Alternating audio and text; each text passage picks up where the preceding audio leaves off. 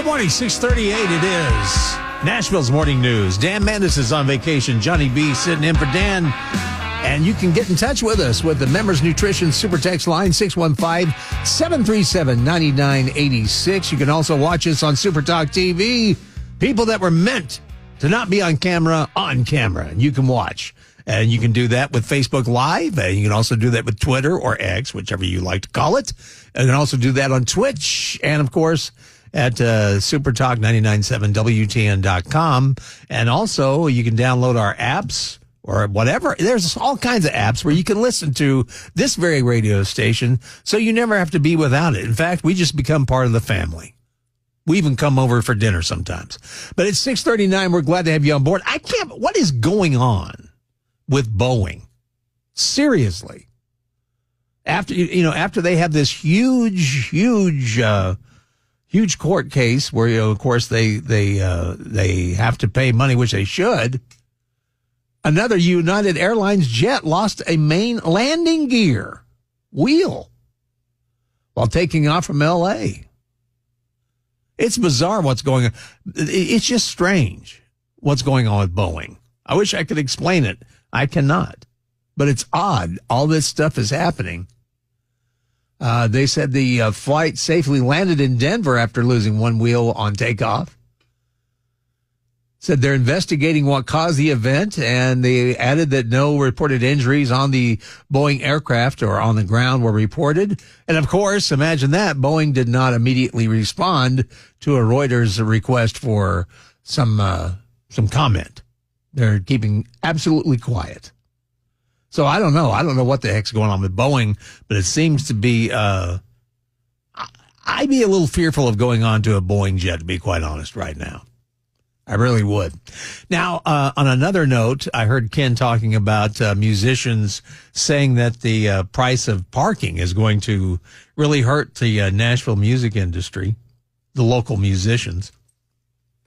And I understand that. Parking in this town has always been kind of frightful and very expensive. Nightmarish. It is. It is nightmarish. See, the deal with Nashville always expands, but it never seems to really prepare for the expansion. It just expands. And then we wind up with all kinds of problems. But since we are talking about musicians, this is something that I would love to get a hold of. However, I'm not independently wealthy. But Julian's Auctions, they have the biannual played, worn, and torn rock and roll iconic guitars. And they're having a big auction. It's going to be in Beverly Hills. And, of course, that's going to be expensive. But one of the guitars up for auction is a 1993 Ernie Ball Music Man Eddie Van Halen signature guitar, emblazoned with the Canadian flag, played by Eddie himself during a Canada Day concert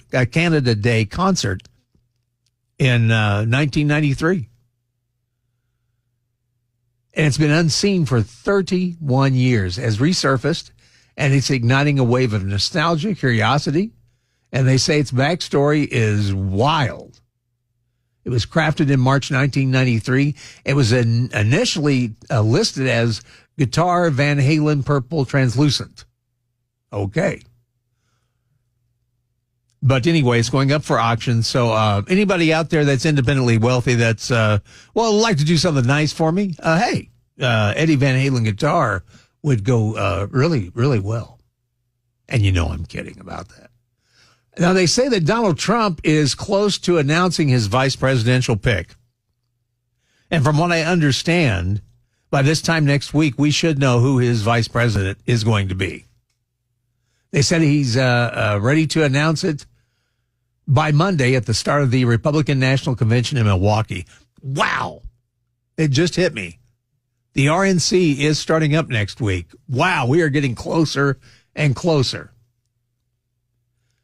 According to officials, they say the short list includes Marco Rubio, J.D. Vance, North Dakota Governor Doug Burgum, and a few others that have, of course, been Trump campaign surrogates. And so what they're looking for is a campaign strategist to do what needs to be done. So the vice presidential debate will be rocking. Trump has previously said that he knows who he will choose and that he intends to make his announcement right around the convention, maybe a little before. I doubt it's going to be Kristi Noem. What do you think? Yeah, I wouldn't bet on it. No, I don't think so. I think she's, I don't know. Who would you like to see? Is there anybody you would like to see? I like Vivek. I like Vivek too, but I don't know if vice president is really a great. Well, I just like that he's a very, very good public speaker. And also I want to see him debate Kamala Harris. Those are good points. I would just like to see him used in a much. It's kind of like I would love to see Rand Paul be over the Fed. I really would. That'd be pretty funny. I wish somebody would do that. But I really don't know who I'd want for vice president with Donald Trump. I like Vivek Ramaswamy. I wasn't too sure at first. He seemed a little too perfect, like he was birthed in some, He was scientifically constructed. Yes, everything was just a little too perfect. But the more I've heard him speak, the more I do like the guy, and the more I'm interested in him. So yeah, I kind of go more for him. I would rather see him be more in an effective cabinet post rather than just be a vice presidents. Don't do a lot. They just don't. Now they are in line for the big ticket, and Vivek would be a great choice. I'm looking at the chat line. Brian Donalds is also a really good one. Yes. Yep, there are some good ones out there. So we'll find out next week who Donald Trump's running mate will be, but they'll have their work cut out for them because guess what? The Democrats are setting up a trap. Oh, yeah, they are, and I'll tell you all about it after we check traffic on Super Talk 99.7 WTN at 646. Jack, it looks like we got rain and scattered thunderstorms moving in today. Look for a high around 94. Some of these storms could be heavy, so keep an eye to the sky and keep an ear to Super Talk 99.7 WTN. And then a nice day tomorrow lining up. It'll be sunny and a high of 87. Oh, man, that's going to be nice. 75 degrees right now, cloudy on Nashville's Music Row, Super Talk 99.7 WTN. Of course, Donald Trump getting ready to announce his VP pick and probably will do it at the convention, which starts next week. That blows my mind. I wasn't even thinking about that. But, yeah, we are getting so close to election time. And with that happening, the Democrats are in panic mode right now. And as I said yesterday, a lot of what they're experiencing this week, they did to themselves. They knew Joe Biden was in bad shape, and they knew they were hiding it. And they did their best to do so, but they couldn't hide it any longer when it became debate time. In fact, if I were them, I would have not agreed to a debate because that's what started all of this. Now, granted, if they had not done a debate, there would have been discussion about Joe's cognitive abilities, but it's much more now because they put him out in the open, and it was a debate that more people watched than usual. So now more people are concerned about Joe's well-being or concerned about the fact that he can't govern. And that's the whole thing. It's not about his age. It's not his age. Not at all. It's about his cognitive abilities. Age to me, age is nothing. But what really is the problem, are you capable enough to run the country? And I don't think he is. And the Democrats agree. And with that, the Democrats know that Donald Trump stands a great chance of winning the presidency. So in case of that, according to a report that I'm reading, they say the Democrats are already setting up former President Donald Trump to take the blame for Biden's reckless economic policies. I figured this would be the case. They say a slew of high-profile economists recently came out with a letter saying that should Trump win in November, there is likely to be an inflation, a bomb that follows, an inflation bomb, as they put it. This group includes some of the same economists that said in 2021 that Biden's Build Back Better plan, which became the Inflation Reduction Act, which became a total joke, they said it would not be inflationary. One is also the husband of Treasury Secretary Janet Yellen, who herself said that inflation wasn't going to be a problem, and then it would be transitory. Now these same Democrat Party mouthpieces are putting out a warning about a future burst of inflation if Trump becomes president again. Why?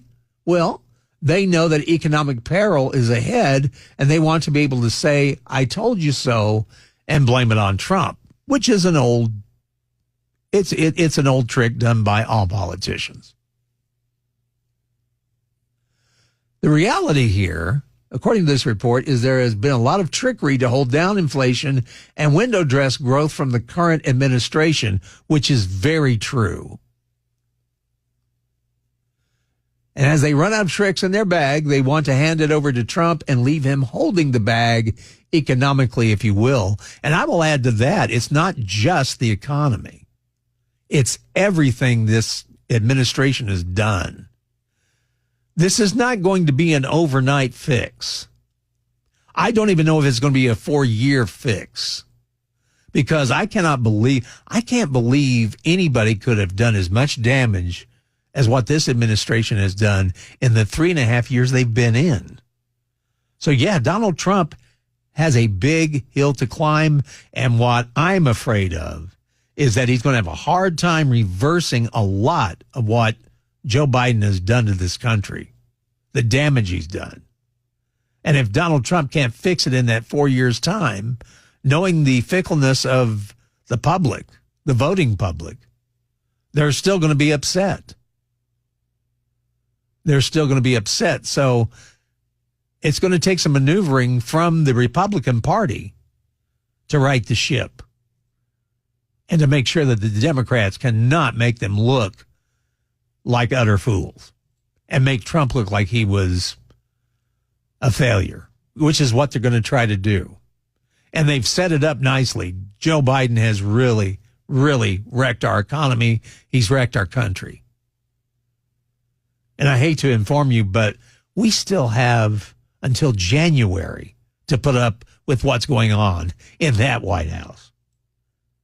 So that's why I tell you a lot. And if I drive you crazy on it, I'm sorry. But it is so important to vote this year. If you have not registered, man, you need to get on the ground. We need all hands on deck, as they say. It's time for all of us to get involved. I know sometimes that politics can burn you out, but you have to be involved because it affects your life. It affects all of our lives. And we don't want to go through what we went through these past 3.5 years. Vote the right way. Vote the way that is going to make this country prosper and is going to help bring us back to solid ground.